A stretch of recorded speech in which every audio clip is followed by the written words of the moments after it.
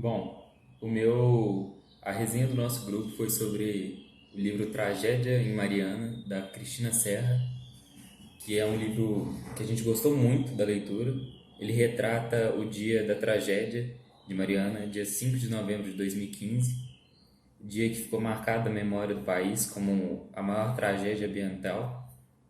E o livro foi publicado em 2018. Ele aborda essa tragédia por meio de entrevistas, notícias, relatos. E esse é um grande ponto forte do livro, que são os relatos, muito mais do que as notícias e as entrevistas, que você fica muito mais a par da realidade das pessoas que estavam presentes no momento. A autora faz um trabalho muito bom nisso, já que como tem várias histórias, né? Por exemplo, a do Romeu Arlindo, que era um dos empregados da Vale, que foi um dos primeiros a ser afetado, e todo mundo morreu, menos ele. E aí ele conta o que aconteceu, o que ele escutou e tudo mais. E você tem a história, por exemplo, da Paula, que no meio daquela bagunça ela resolveu virar uma heroína, ela pegou a moto, avisou todo mundo de Bento Rodrigues, e com certeza, tipo assim, salvou centenas de vidas.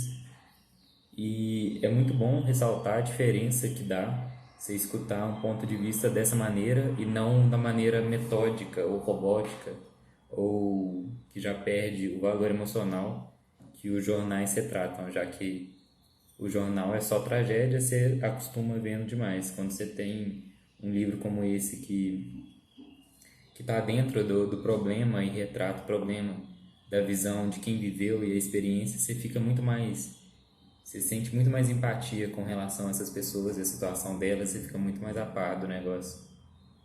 Isso. Apesar de Cristiana Serra conseguir trazer o realismo trágico ao nosso dia a dia, com o propósito de nos deixar a par do que está acontecendo e do absurdo cometido por empresas como a Samarco, ela falha em criar um texto que seja atrativo para a maioria das pessoas.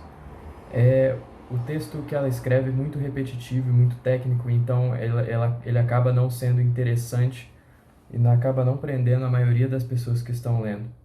Apesar de grande parte do livro, das 500 páginas desse livro, não apresentam um propósito ou argumentos muito claros, os capítulos que são importantes e que falam do que é importante para o caso são bem escritos e efetuam seu papel para tocar o leitor.